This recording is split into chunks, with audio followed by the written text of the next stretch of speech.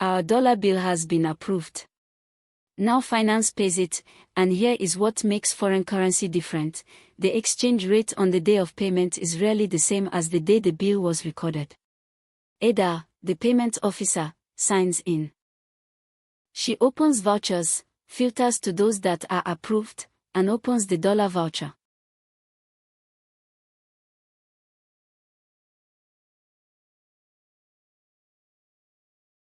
She clicks Record Payment.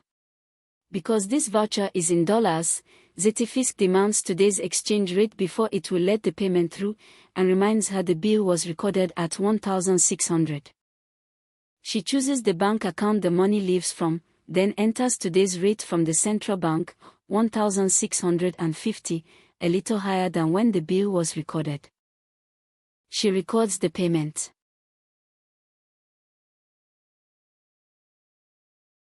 The voucher is paid.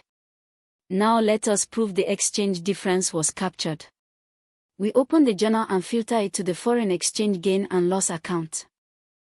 There it is, a posting in the foreign exchange gain and loss account.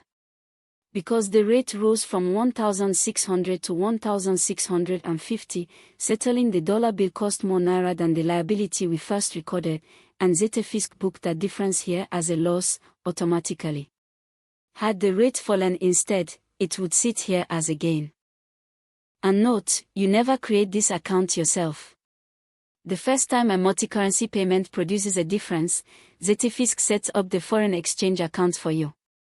So across recording the bill in dollars, approving it, and paying it at the day's rate, every naira and every exchange difference is captured automatically. That is multi-currency, end-to-end.